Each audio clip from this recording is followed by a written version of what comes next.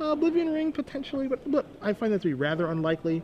Other than that, I mean, I could see Sigarda coming in. I could see additional Garrick Primal Hunter coming in. I could also see the 4th Bonfire Dam joining us. So we've got some options here. Yeah, and on Bryan's side of the matchup, sideboard does not seem particularly good in this matchup, with the exception of 3 copies of Supreme Verdict, which will be excellent here. It just gives him a lot of ways to control the pacing of the game, and his threats. I mean, he has a lot of very high impact threats, and he has Sphinx's Revelation, so he's actually much better, even though he, has a lot of creatures in his deck, and both decks are playing similar creatures. Bryan is much better set up to capitalize on a symmetrical wrath. Yeah.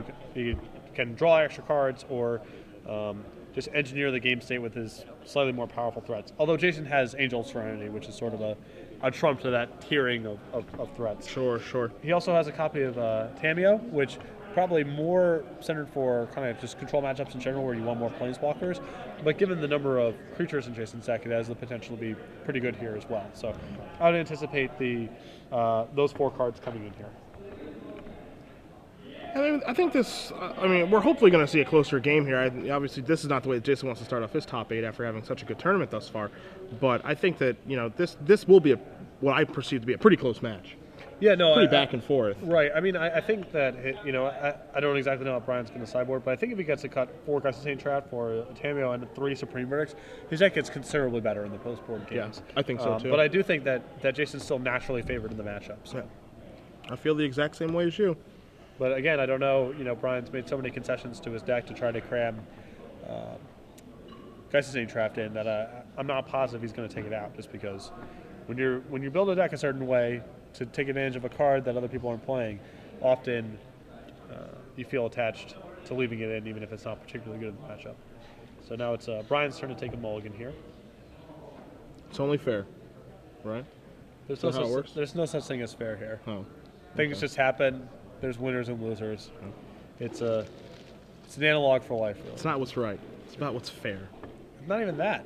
It's just about what happens. Yeah. That's it.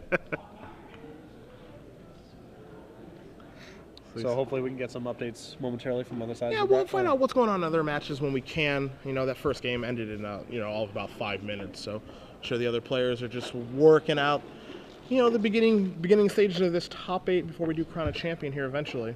Yeah. Good top 8 this weekend. Diverse. Overall just a good tournament. Very, very diverse metagame still in standard. Yes. See a lot of Nightshade Peddler is a Static Caster picking up right now. But by no means is that some sort of unbeatable combo either. So no, I would venture to say not. So we're gonna lay out 6 fresh ones here. Bryan looking for a bit of a keeper. Hopefully more than 1 land like Jason had to keep last game. It's got some lands and a Searing Spear, probably a keeper. Although, okay. Yep. Yeah, he's happy enough. And we are going to give it a try again here for game numero dos. Rootbound Crag and a pass over to Bryan.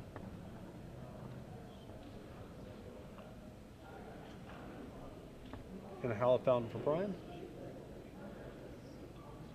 You see a Temple Garden there drawn for Jason's turn. See a Sun Petal Grove there as well. You see the Temple Garden coming to play tapped. No Absence Pilgrim here, so just going to kick it on back to Bryan. Little land go action. I like this feature of standard format. So it's Bryan's first land, Hallowed Fountain, first draw step, Thundermaw Hellkite. Beautiful. Beautiful. That's where we're at. Yeah, man, just do whatever you want. Hey.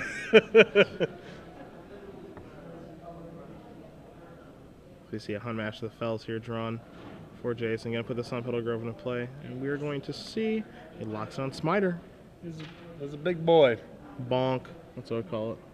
Got that hammer. Ready to give the beats. Dissipate the draw step for Bryan. And you're going to see a Rootbound Crag. Yeah, and this is what I mean by Bryan making concessions to his mana base. He's played. It comes into play tap land on turn 1 and now on turn 3. Yep. So definitely is not free. And see Smiter coming on in. And knock Bryan down. There's not even a guarantee that he can cast Supreme Verdict next turn, even if he has a 4th land. Yeah. And we will get those life totals updated for you guys momentarily. There we go. 20-16, and we do see a Borderland Ranger here. Fetch out that other land. Make sure Jason's mana base is perfect now. Switching out the proper basic. We do see him search out a mountain. Do we need the second red for anything? Taking a look here. He is Huntmaster of the Fells is a red card. Bonfire of the Damned is a red card. And checking his sideboard. You're a little surprised when you have Angel of Serenity in your deck. I would have. Maybe he already has a. I mean, I would be surprised if he has both planes in his hand. But I mean, there's the argument to be made. And he does have 2 Keswick Wolfrons in his deck to be able to maybe cast 2 red spells in one turn. But he does, as you said, have 3 copies of Angel of Serenity, which requires triple white to be able to cast. And he does have triple green for Garruk Primal Hunter. So I was a little bit curious at this point. So we do see another Clifftop Retreat. Let's see if we have. And that's going to be Supreme Verdict. Supreme Verdict to clear the board. Which is really nice for Jason to be able to play Borderland Ranger. It's the right mixture of both advancing his board in such a way that he has to Supreme Verdict while limiting his exposure. Like Jason last turn could have played Huntmaster, it was in his hand. Yeah. But that would have left him heavily exposed to Supreme Verdict. So the Borderland Ranger is sort of the best of both worlds. If Bryan doesn't have Supreme Verdict, awesome, you have 6 points of power in play. If he does have it, that's fine, you still get your land and you have Huntmaster of the Fells left over. Yeah, he is able to reload with that Huntmaster, putting the Wolf into play, moving himself up to 22, and does pass it back to Bryan. Bryan takes a draw step, and he draws a Hinterland Harbor, which will come into play untapped. And we'll see if he has a Thragtusk or anything huge here. I think we do know he does have the Dragon. Yeah, I mean, sure. And we start the race a little bit. Yeah, and he's got Searing Spear in hand plus Sphinx's Revelation. So he's actually we don't really know what Jason's leftovers are at this point, but he certainly has some tools to race with, that's for sure. Like next turn he could go Searing Spear, your play, Dissipate, although it appears that Jason has just ripped a Selesnya Charm, so that's going to put an end to this Thundermaw Hellkite action. Rather quickly, I assume. So we see Bryan come across, we see Jason come across for Bryan for 4. Checking in on our other match right now, we have DJ Break winning the first game against Mark Herberholtz. DJ Break playing Black-Red Zombies, Mark playing Blue-White Geist. Okay, so this was actually a pretty critical moment now, because Jason passed the turn instead of casting Selesnya Charm to try to fill up his Huntmaster, and Bryan has both Searing Spear and Dissipate for the Selesnya Charm. So by waiting here, Jason's going to run into both of Bryan's tricks, essentially. Yeah, get himself into some serious trouble. Yeah, I mean, this is real bad.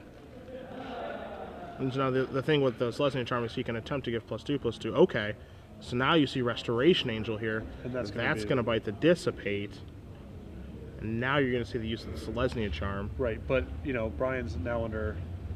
Okay, yeah. So, but Bryan's under considerably less pressure now, and he has Revelation in hand. So, even though, of course he would have rather had his Dragon stick around, but he, I believe, is very happy with, or should be very happy with the way that this turn has, or this exchange has proceeded so far. Yeah. Because he's under very little pressure, and he's going to get to, and he's just drawn Thragtusk too, so. Overall, I mean, a very good exchange. Right. For Bryan that turn. Depending on what Jason has left in the tank, you see just the Wolf token in play. He does take a draw step here, draws a Rootbound Crag. I see a couple lands there. I don't think I saw a spell. I'm not saying this is necessarily incorrect, Jason's line there, but all that happened because he tried to flip his Huntmaster. If he just went Selesnya Charm, your guy, Restoration Angel, my Huntmaster, go, then Bryan has Dissipate in his hand that doesn't do anything, and a Searing Spear in his hand that does very little. Yeah. Yep, that's true. So we do see a Thragtusk here from Bryan, pushing his life total back up to 15, giving him a blocker for that Wolf token. And as you said, he does have that Sphinx's Revelation in his hand, so if you're Bryan, you're just saying, all right, just one more on tap. Just gotta get out of this one turn, and his hand is now Farseek land, and I'm not sure what the last card is, but I believe the last card is a Cavern of Souls. Sure, so we do see a Temple Garden here, so triple white online for Angel of Serenity, assuming that they are still in his deck. Jason's after sideboard. But this game turning a game that I felt, Jason had a pretty good grasp on, and then everything just turned on that one big turn. No, I mean, and again, it's always easy to say, like, oh, he should have done this and that, because if he plays the way that I mentioned, then if Bryan has Supreme Verdict, it's just a disaster. But that's true. Because Bryan's hand was exactly Searing Spear, Dissipate. The Jason sequencing was just suicide. We see Bryan draws a Searing Spear for the turn to go along with that Sphinx's Revelation. See Thragtusk, no fear coming in. I like it. Yeah? I like it. Now, if you're Bryan, are you just going to cast the Sphinx Revelation main phase or just wait? As we see, he is going to wait. Yeah. But I think there is a bit of a merit to be just casting it right away. Yeah, I mean, you might find a land drop, I guess, which is meaningful when you have Revelation in your deck. But I mean, there's also the counter argument here as well, because he has, as we see Jason draw Garruk Primal Hunter for the turn, he also has Jason a little scared. I mean, that mana represents a lot of different things. Right, like maybe he freezes off an attack because Jason's concerned about Restoration Angel, for example. So I think the upside of like making a land drop that turn is marginal, and the way that it contorts Jason's play could be significant. So I like the just passing instead of revelating right away. We are going to see a Beast token come into play here from the Garruk, and we're going to see a Sphinx of Revelation here on Jason's end step. Going to net Bryan 3 life and draw him 3 brand new cards. And that's actually for 4. Yeah, you see that land slide over there, so 4 life and 4 cards.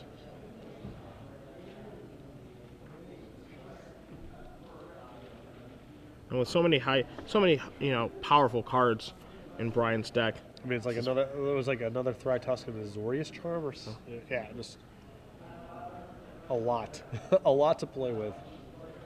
He's going to take a draw step here. He draws another Thundermaw. Okay, sure. So that just takes care of Garruk if he's feeling so inclined.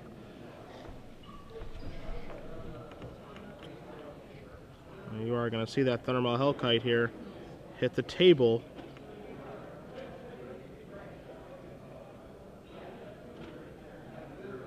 This, Patrick, is really your classic case of, as we're going to see exactly where these attacks are taking place, but this is really your classic case of if the mana gets online for these type of decks, they're almost unstoppable. Oh, I mean, what Bryan's doing in this game is like so much more powerful. And another thing that's like pretty impressive about his deck in this matchup is he has all the power, but with Searing Spear and the Charms and Pillar Flame, he can actually keep his head above the water early on too. Like, he can fend off Jason's early aggression and then take over with these cards, like we've seen in this game, Yeah. The combination of cheap spot removal plus Wrath Effect plus Revelation plus, big threats. It's a lot for Jason to try to work around. As Jason has drawn a Hunt Master of the Fells for the turn, he is going to have to deploy that. I think the card that he just needs to draw right now, I think the one way to get himself out of this situation, besides Bonfire of the Damned, which would do a nice job of it, is he just needs to draw an Angel of Serenity. Oh yeah, Angel is right back in it. Yeah, he turns the game around in a big way.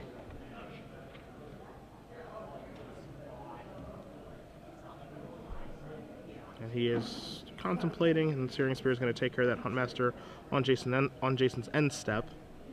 And Bryan going to take an untap and a draw here. And just draw just a Rootbound Crag. Plays an island for the turn, so Azorius Charm and Thragtusk in hand as we see an attack here. These two guys a double block, and we only see Azorius Charm do a little bit of a wrecking here. Yeah, I assume we're going to be charming one of the wolves here. That's what we'll see. And Hellkite in for another 5. Getting Jason down to 9. I think we'll see that Thragtusk in the second main phase. Bryan moving up to 24, and has lethal on the board now. Right. So we're in Angel of Serenity or bust right now, I believe. Thragtusk, not bad, not great, not bad. It's another turn in essence. Yeah. It's gonna bring Jason up to 14. Both players appear to be on empty at this point. Although Bryan, of course, with a much better board. And a draw step, which nets a Detention Sphere. Which is actually a pretty important draw here, because now Bryan has insurance even if Angel of Serenity comes for Jason. Yeah. So even though it's not very good this turn, it gives him a lot of insurance against Jason's best possible draw. I think this is a turn where we just see everything from sideways here. He's going to jump in front of Thragtusk, get this trade here. I mean, also we're back where Bonfire is a real draw too. Yep. So we're going to see a Beast token come in on both sides. But Jason is facing lethal the following turn now, so this draw has to be, he can't miss. All right, here it comes. Assuming that's not Bonfire. I can't tell. That's a spell. Is it Art Master? Is it Thragtusk? Is it Garuk Primal Hunter? All right. I'd like to draw 3 cards, please. Okay. Hit 1, hit 2, hit 3. Thragtusk is one of them. There's 2 another Thragtusks. It's going to be a lot of turns. Staying alive. Yep. All right. Jason's going to push his life total back up to 11. Or Thragtusk into play. Every Thragtusk drawn is a turn of reprieve from the Thundermaw Hellkite. Acting as a makeshift fog. I would go with bootleg fog. Mountain the draw from Bryan. So now Bryan is kind of in the situation where he needs to draw an action spell now. Yeah, I mean he's definitely still ahead with the Thundermaw Hellkite, but his position's getting very tenuous now. Yeah. So we do see an attack with everything. Jason's going to get in front there. Jason's going to end this combat down 5 life and with a beast token left as we see Bryan's beast tokens go away. Maybe he's going to blow this attention sphere here on the beast token, or is he just going to hold out? I don't think the beast token matters very much right now. I definitely agree with you. Draws a card, Restoration Angel. Okay. Another blocker. We got Thragtusk. And we have Thragtusk, and in for 3, knocking Bryan down to 21. We're clawing back into this thing. He's making a little bit of comeback here. All right, we're going to see Thragtusk number 3 from Jason come into play. Bring it up to 11. Now, if you're Jason here, due to what happened on turn 5 of this game, do you main phase that Restoration Angel? I don't really know what he gains by waiting, especially since he knows that Dissipate is a card in Bryan's deck. So giving him that draw step is super dangerous. You see Jason going to move down. No blocks, no Restoration Angel. Just going to move down to 6. Couldn't quite make out what Bryan drew for the turn. And we are going to see Restoration Angel here. See Snapcaster Mage, and I believe that's a Pillar of Flame in Bryan's hand. Yep. Pillar of Flame, not too great on this board. So Restoration will blink Thragtusk, everyone's favorite interaction. Jason's going to move back up to 11, bootleg fogging Thundermaw Hellkite and adding a beast to the board. So right now, Bryan at 21, but 5, 8, 14 damage? Yeah, and I mean now Bonfire is now like an insane draw. Yeah. And Angel of Serenity as well. Jason, considering his options, look like he's going to come across with everybody. Yep. So this is an attack for a bunch of damage. And we got 14 coming in. Yeah, but we might have to see Thundermaw Hellkite put the brakes on here next turn. I didn't think I'd be saying that this game. I mean, you can't even really block. I mean, he doesn't. I mean, doesn't block very well, as we see Bryan draw a Glacial Fortress. So yeah, Jason basically just wins now, right? I don't think Bryan can get out of the next turn. I mean, he has to lose his Thundermaw Hellkite to do it. So I guess then you're like, okay, now Supreme Verdict is a draw, but it's actually just middle board, right? I mean, he can Detention Sphere away those 2 beast tokens. Sure. And then he has a Thundermaw Hellkite, which can get in front of the Restoration Angel, and then the Thragtusk will put him down to 2.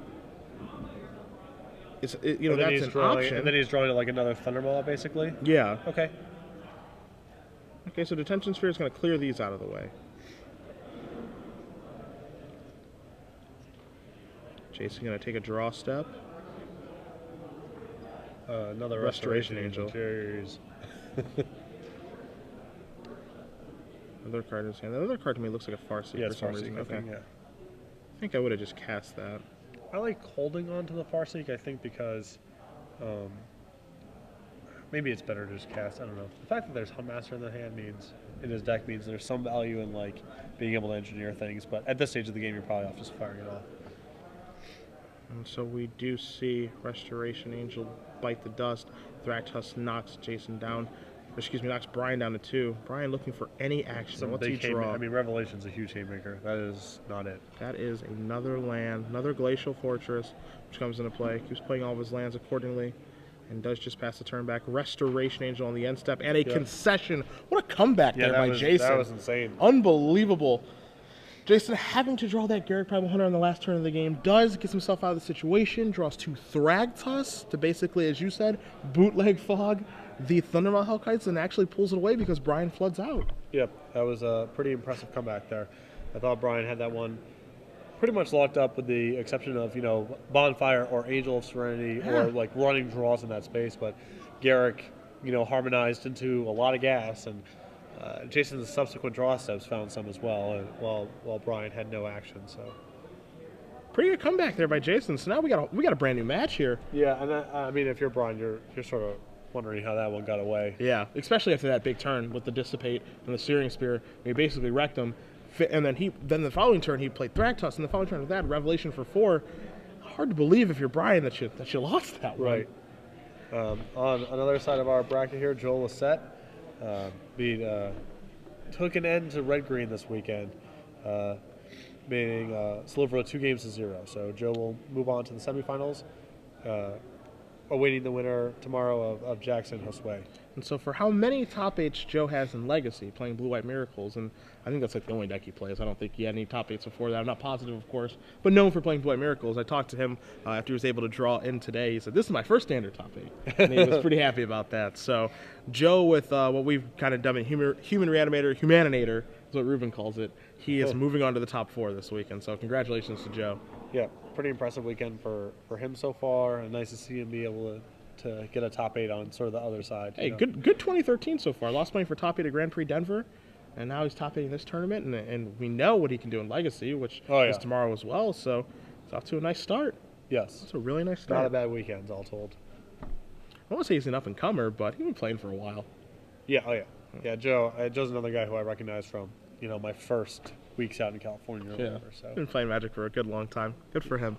Yep.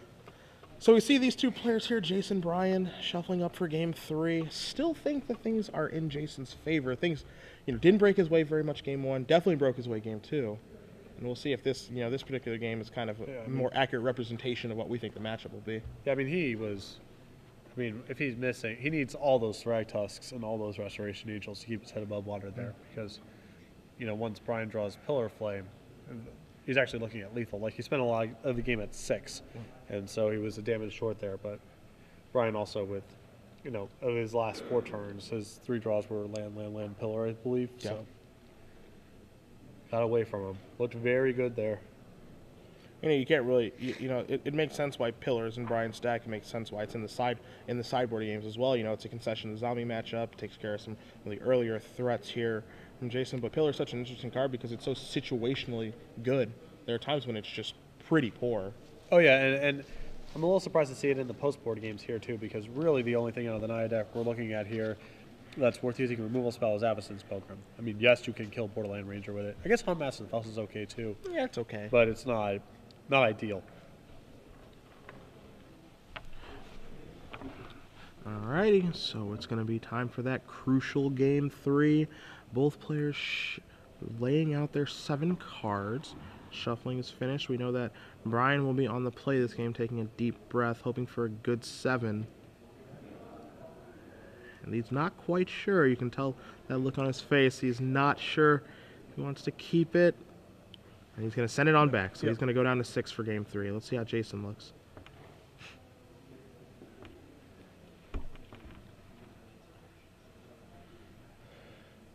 All right, Jason's going to keep. Jason's okay. All right, so let's see if Bryan's able to just stop the mulligan at 6 here. Yeah, that was another feature of the last game, too. That's true. And in a game where you basically end up 1 real card short of being able to win the game. Yep. Can't help but think about that.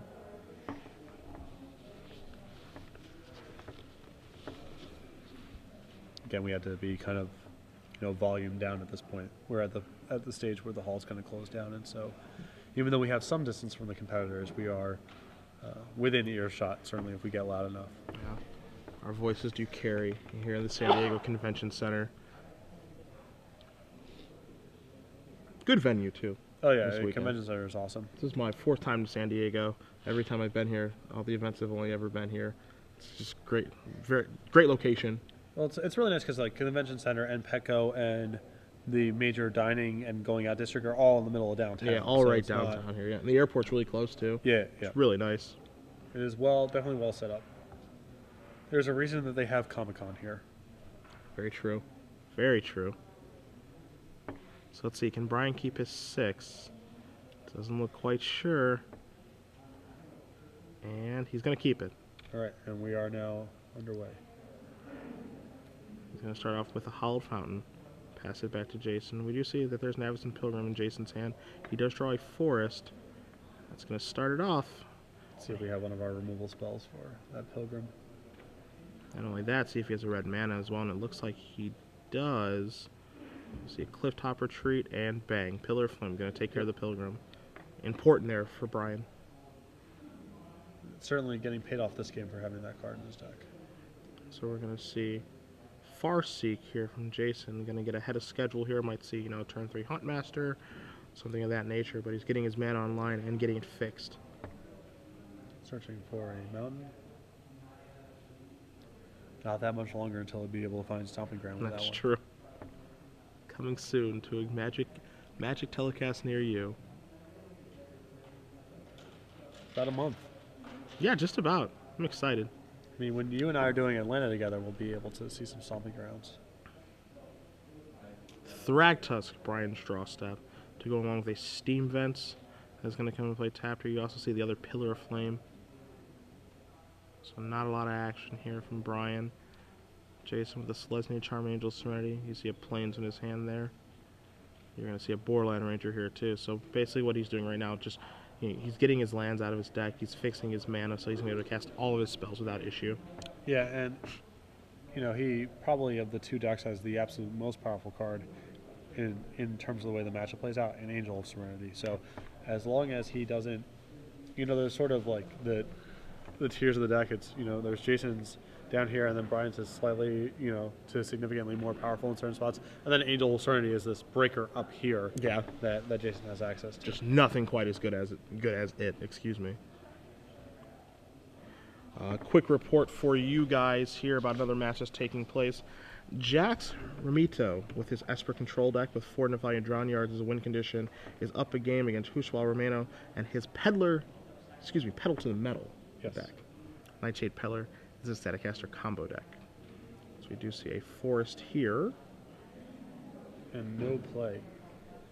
Another quick update for you guys as Bryan does take his turn. Mark Herberholtz does win Game 2 against DJ Break. Mark, of course, playing the Blue-White Geist deck. DJ playing Black-Red Zombies.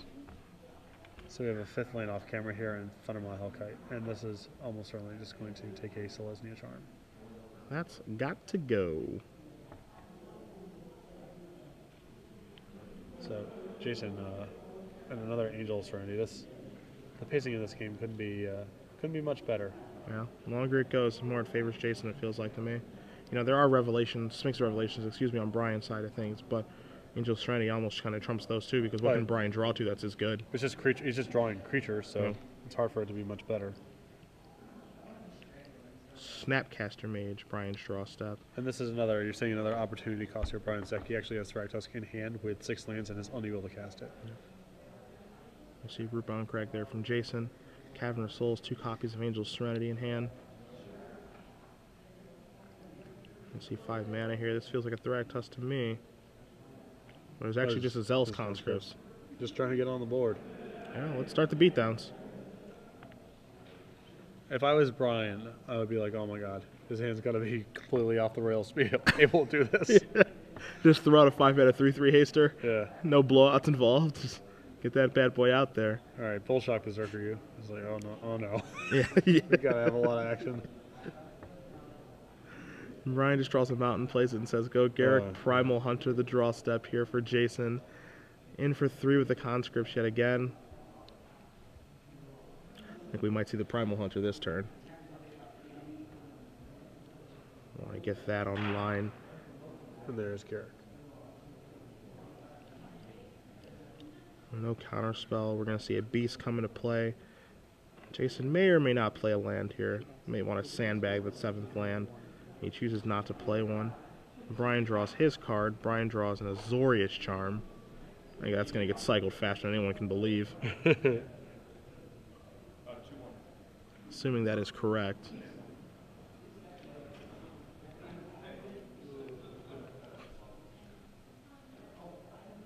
There's our There's our- Celestia charm, and that draws us into an Is It charm. That does draw into an Is It charm. Quick update for you guys while Bryan is figuring out the rest of his turn. DJ Break, as we just updated you that Mark won game 2, DJ won game 3. So that must have been a quick one. That must, yeah. But DJ Break, with his Black-Red Zombies deck, does defeat Mark Harper Holzen's Blue-White Guys deck. Good run for Mark this weekend. And he's returned back to competitive Magic, but I feel like that's probably not the best of matchups for his deck. No, I don't think so. And Black-Red Zombies moving on to the top 4. DJ will be playing tomorrow morning, so congratulations to him and any DJ Break fans out there. What a good name. Definitely. Yeah, DJ Break's a pretty awesome name. All right, so we're going to Ancestral here with Garrick.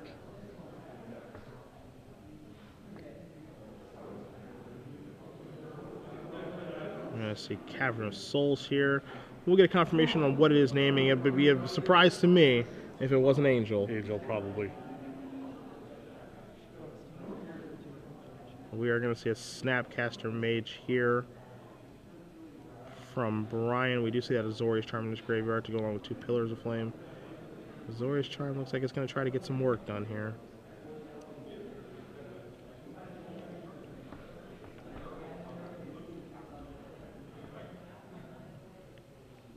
All right, we need a larger die here. Yeah. Showing that Garrick has 1 loyalty left. Uno left. And we are confirmed with that. Cavern of Souls from Jason is naming Angel, unsurprisingly for the Angel Serenity in his hand. And we do see Snapcaster Mage jump in front of that Zealous Conscripts. Nothing yet from the Azorius Charm. Yeah, I think he's just going to draw a card again. Would be my wager. Maybe looking for a Supreme Verdict or what have you. Yeah, but even then, he's still under Garrick plus what is almost certainly many Angels in Jason's hand. Does draw a card. Still has that Thragtusk without any green mana. Takes another draw step. Finds a Plains. See an Is It Charm in there. I think that card that he drew, yeah, was a Snapcaster Mage. So Snapcaster Mage, Is It Charm, and Thragtusk in Bryan's hand. I think it might be time to blow that Is It Charm, draw 2, discard 2 mode. Yeah. Doesn't really seem like it's going to get much better. Although he quickly played a land down, so I suspect maybe he found a green source because of, oh no, I guess not.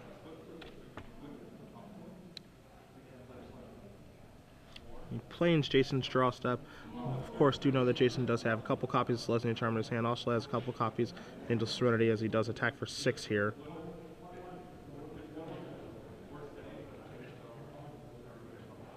It looks like we're probably, I guess we're going to see Is It Charm. Deal 2 to something, yeah. Nope, draw 2, discard 2. Never mind, I take it all back.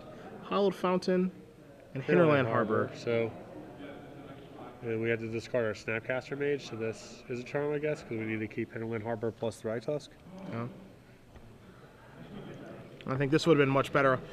Bryan would have been much better off casting this in his main phase. Yeah, because he could have found information Hinterland then. Harbor and actually just cast his Thragtusk. Yep.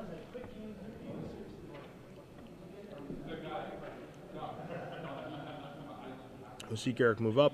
We'll see a Beast come into play. You see Jason, pacing the game in such a way that he's able to play around Supreme Verdict. Yeah, I mean, he has basically everything covered at this point. Yeah, which is why he's not really deploying any more threats. I mean, you can make an argument for just slamming down Angels Ready to have a 5/5 flyer, but there's no need. Yeah. Actually, like maybe casting the Avacyn's Pilgrim because you don't really need that as backup. But these are minor things. Yeah. Bryan moves down to 5 life. You're going to see a Thragtusk here to push him up to 10. Another Thragtusk with a Straw Step as well.